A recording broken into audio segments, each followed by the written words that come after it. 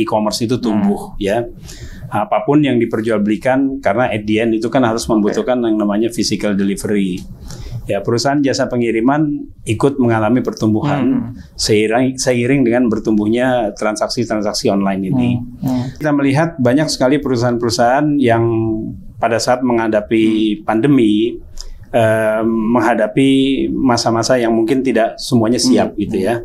Ada yang survive, ada juga yang collapse gitu loh. Sekarang ini masyarakat sudah semakin terbiasa, masyarakat sudah merasa semakin terbantu. Belanja offline dibandingkan belanja online. Ternyata belanja online itu lebih fun loh, karena tidak harus berjibaku dengan panas, tidak juga harus repot gitu ya, mobile kesana kesini, melihat barang. Pilihannya semua ada di dalam handphone mereka, di dalam komputer mereka. Sehingga kita sangat percaya bahwa di tahun 2025 ini perdagangan e-commerce ini masih akan tumbuh.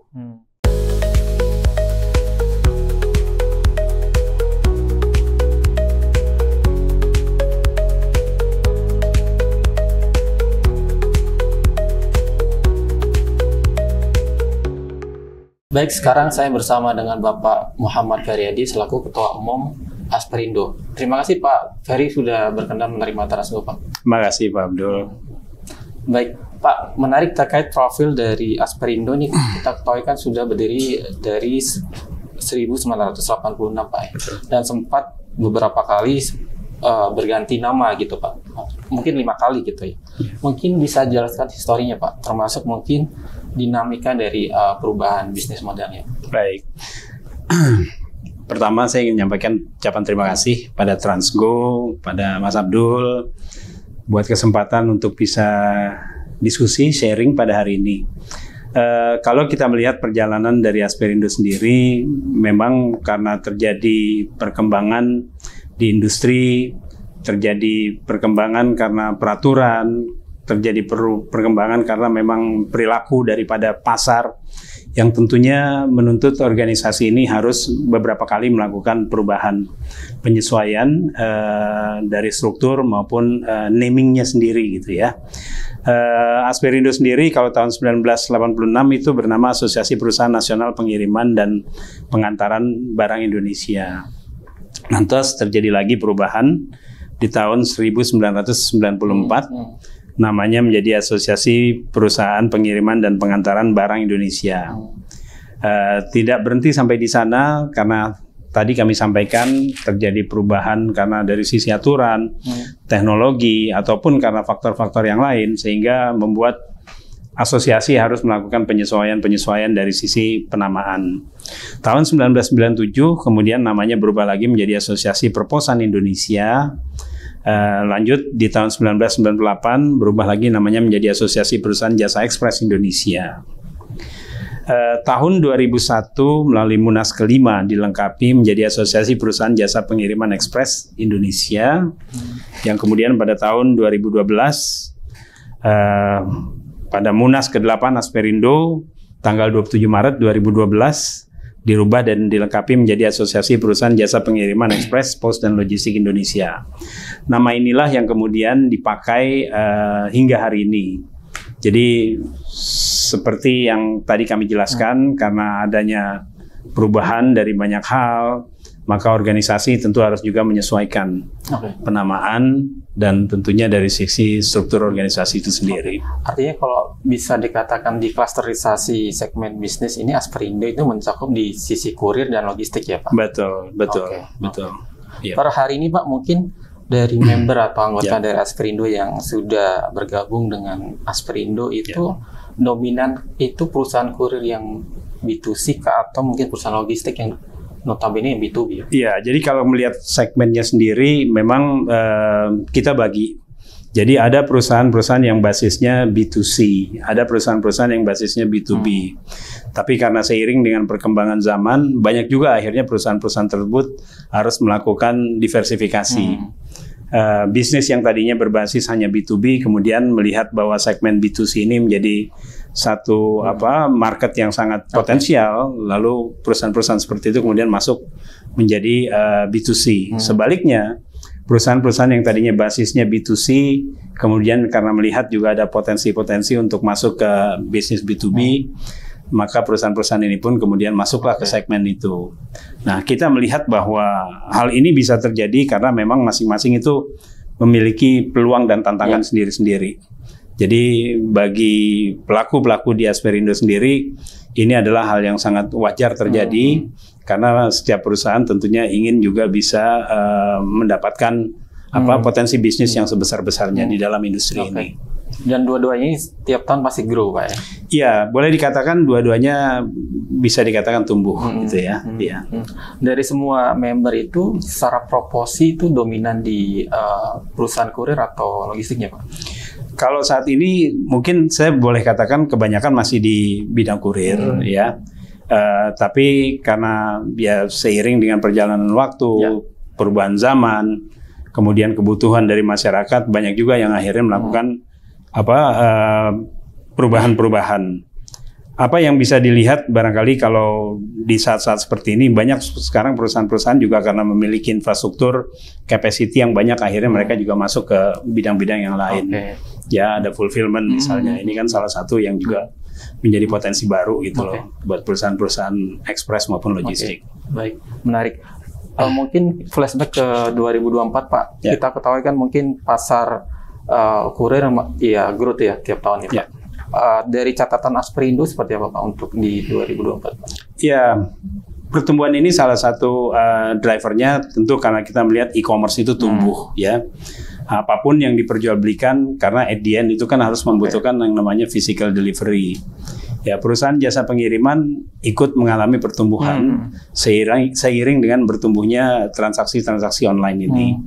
Nah, yang kita lihat sekarang ini kan banyak sekali platform-platform, ada marketplace ataupun ada social media commerce gitu ya, di mana orang berjualan melalui platform-platform maupun social media commerce ataupun web store. Tentu yang mereka butuhkan di dalam salah satu pilar e-commerce ini adalah logistik.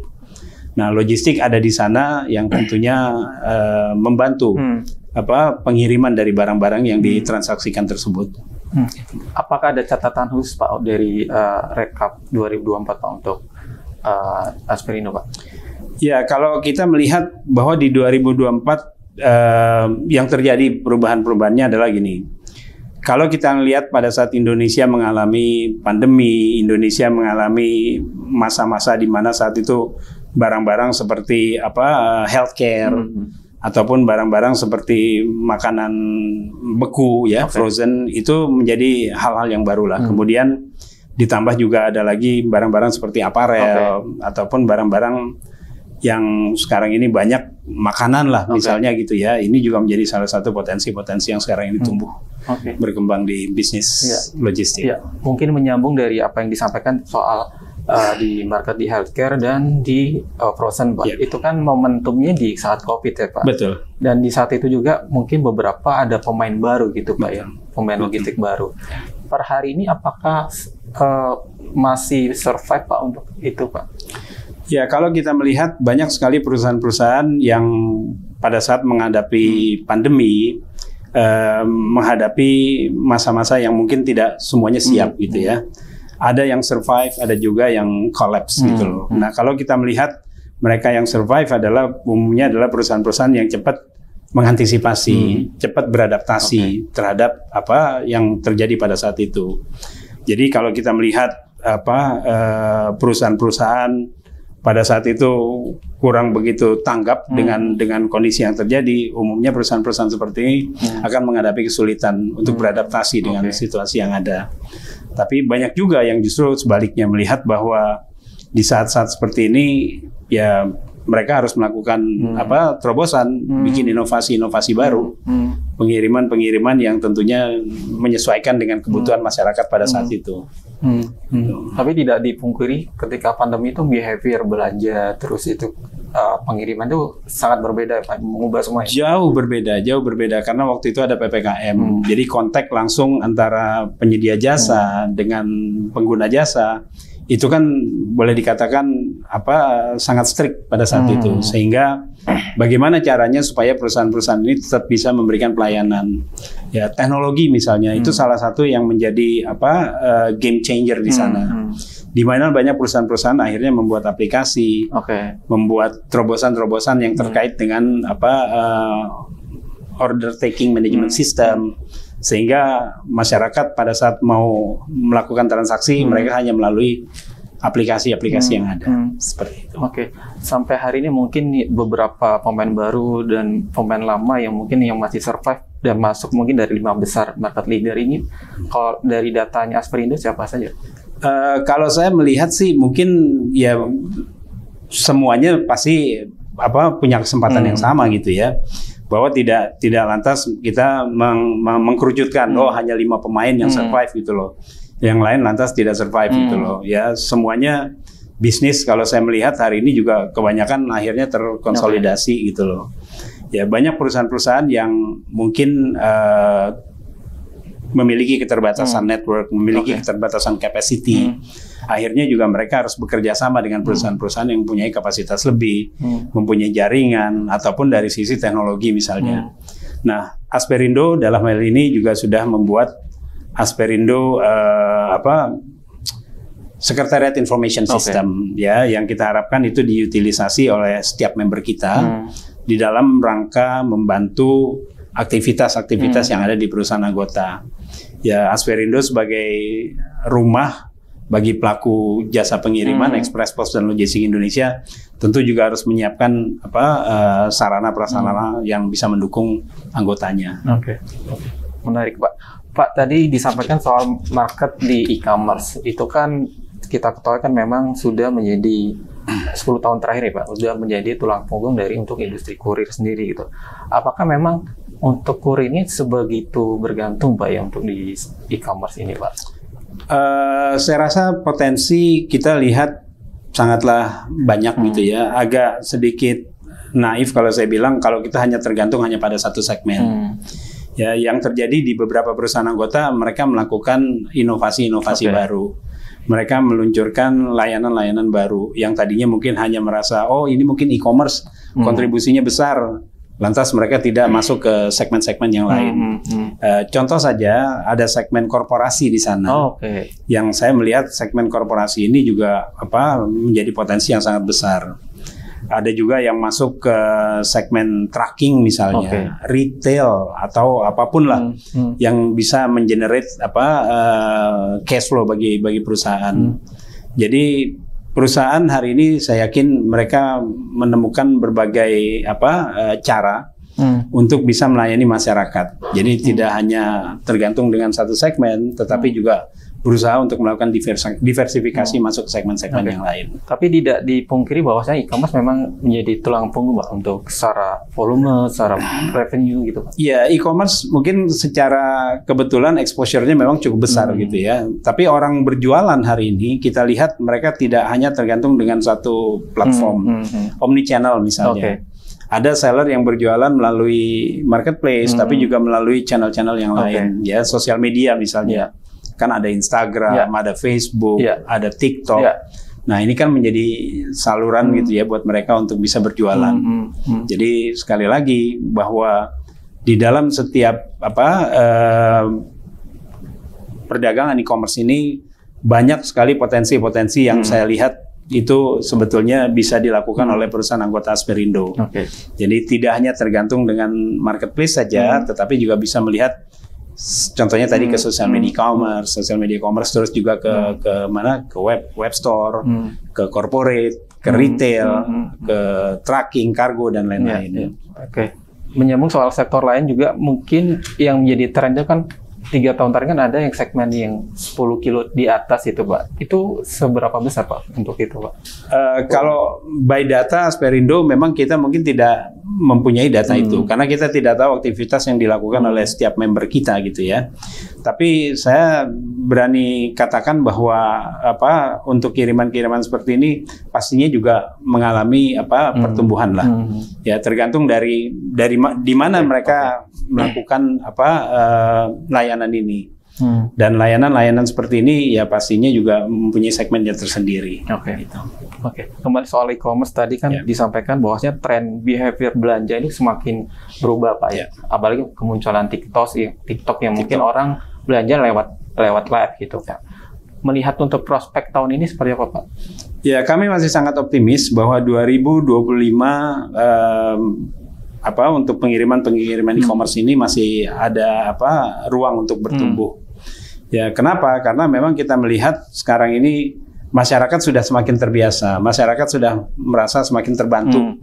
Belanja offline dibandingkan belanja online. Ternyata belanja online itu lebih fun loh, karena tidak harus berjibaku dengan panas, tidak juga harus repot gitu ya, mobile kesana kesini, melihat barang. Pilihannya semua ada di dalam handphone mereka, di dalam komputer mereka. Sehingga kita sangat percaya bahwa di tahun 2025 ini perdagangan e-commerce ini masih akan tumbuh. Di samping itu ada potensi untuk menciptakan layanan lain, termasuk yang tadi sampaikan fulfillment. Betul. Jadi sekarang ini dengan adanya e-commerce kan antara penjual produk dan pembeli, mereka kan tidak harus berkumpul di satu tempat, ya. Mungkin penjualnya ada di Sumatera bagian utara, kemudian produknya ada di Jawa, pembelinya mungkin ada di Papua. Semua ini kan jadi bisa terhubung karena adanya teknologi tadi, gitu ya. Nah, fulfillment adalah salah satu layanan di mana perusahaan itu biasanya menyiapkan tempat penyimpanan, pergudangan. Jadi ada warehouse management system di situ yang dikembangkan oleh si penyedia jasa, di mana masyarakat nanti akan mendapatkan sistem transaksi untuk lebih memudahkan untuk order management systemnya tadi. Sejauh ini untuk penyedia fulfillment apakah sudah banyak Pak? Kalau di Asperindo, lagi-lagi kalau Asperindo memang kita tidak memiliki data detail seberapa banyak sekarang perusahaan yang sudah menyiapkan layanan seperti ini. Tapi ada beberapa yang saya yakin itu sudah mereka lakukan. Karena ini bagian dari layanan-layanan tambahan yang diberikan oleh perusahaan-perusahaan ini. Artinya potensinya ke depan masih ada untuk yang segmen layanan ini. Potensinya pastinya akan ada, betul. Terutama di daerah Pak ya. Iya. Pak. Menarik soal e-commerce ini kan beberapa tahun lalu kan sempat ada isu Pak yang soal konsumen yang belum teredukasi Pak ya soal COD atau cash on delivery. Per hari ini apakah ada perubahan Pak? Saya ceritakan dulu kenapa COD itu menjadi satu layanan yang sangat diharapkan, sangat diminati oleh masyarakat, gitu ya. Jangan lupa bahwa di negara kita ini tidak semua orang itu terhubung dengan perbankan. Tidak semua orang di Republik ini punya rekening, punya kartu kredit. Sehingga salah satu cara yang mereka bisa lakukan kalau mereka belanja online adalah dengan memanfaatkan layanan COD. Ya, itu kan konsepnya cash and carry, gitu ya. Barangnya ada, barang diterima, kemudian pembayaran diberikan. Nah, layanan ini tentu menjadi layanan yang sangat diminatin oleh masyarakat, utamanya tadi yang saya sampaikan.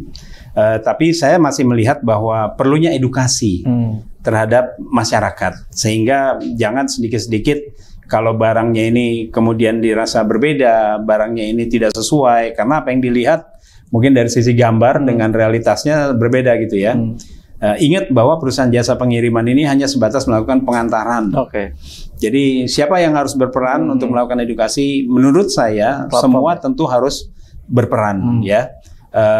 Dari sisi kami misalnya penyedia jasa logistik, kita harus bisa sampaikan gitu loh. Kalau ada hal-hal seperti ini, silakan hubungi penjual. Ya, silakan hubungi platform.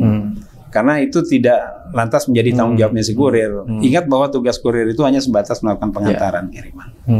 Tapi per hari ini mungkin sebagian besar sudah teredukasi ya Pak ya? Saya percaya bahwa karena semakin banyak orang menggunakan layanan COD, jadi orang akhirnya mulai memahami gitu ya. Ini sebetulnya tanggung jawabnya siapa? Seiring mungkin tren live commerce itu kan orang sudah mulai teredukasi. Betul. Menginjak mungkin isu lain Pak.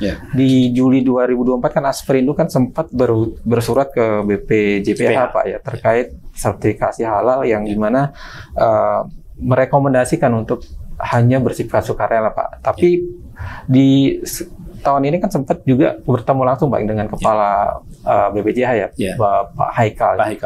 update hari ini seperti apa Pak untuk? Ya, pertama saya ingin menyampaikan bahwa kami sebagai asosiasi tentu mendukung semua program yang pemerintah lakukan.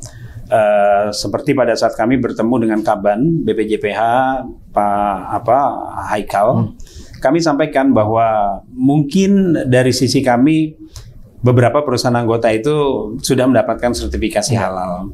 Tapi ada beberapa yang mungkin masih menghadapi kendala.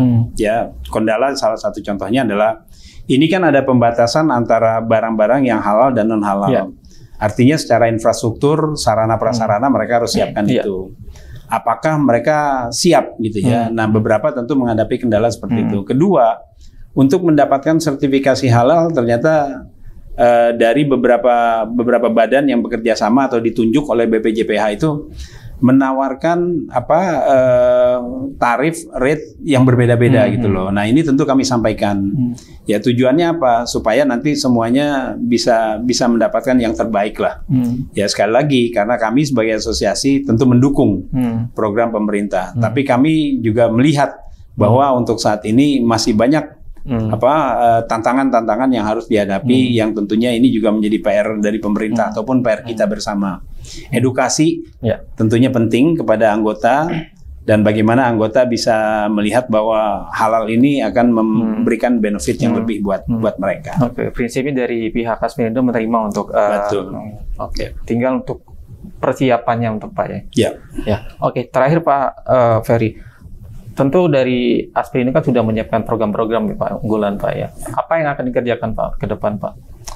Oke, Asperindo ke depan saya yakin masih banyak sekali tantangannya dalam hal teknologi, dalam hal manpower. Saya mendorong sebetulnya dari pertama kali saya terpilih itu kita itu harus membangun kolaborasi bersama gitu ya. Banyak perusahaan-perusahaan anggota yang punya keterbatasan jaringan, keterbatasan sarana prasarana. Nah, kenapa ini tidak kemudian kita rangkul bersama melalui teknologi yang didevelop oleh Asperindo. Tujuannya apa? Supaya bisnis mereka bisa tumbuh, bisa berkembang. Bagi perusahaan-perusahaan yang tidak punya jaringan di luar Jawa misalnya, pada saat mereka menerima order, terus kemudian mereka kesulitan, saya nggak bisa terima order ini karena saya tidak punya jaringan di sana. Nah, yang mereka bisa lakukan adalah mereka coba masuk ke dalam tadi Asperindo Secretariat Information System. Di sana mereka bisa melihat siapa sih teman-teman, siapa sih saudara-saudara kita atau member yang sekarang ini punya jaringan di sana. Nah, ini tentu kita memberikan kemudahan-kemudahan kepada anggota untuk bisa melakukan itu. Akan melakukan digitalisasi. Betul. Kita bertransformasi, kita mendigitalize gitu ya. Yang kedua dari sisi manpower, Asperindo itu punya Asperindo Training Center. Kita bekerja sama dengan beberapa lembaga pendidikan di dalam rangka memberikan pelatihan pendidikan sehingga orang-orang yang ahli logistik ini diharapkan akan lahir, akan bisa hadir dan membantu supaya logistik di Indonesia ini akan menjadi semakin baik ke depan. Baik. Oke, terima kasih waktunya Pak Ferry. Sukses untuk Asperindo, Pak. Amin. Terima kasih Pak Abdul. Sehat selalu. Sehat selalu, Pak. Ya.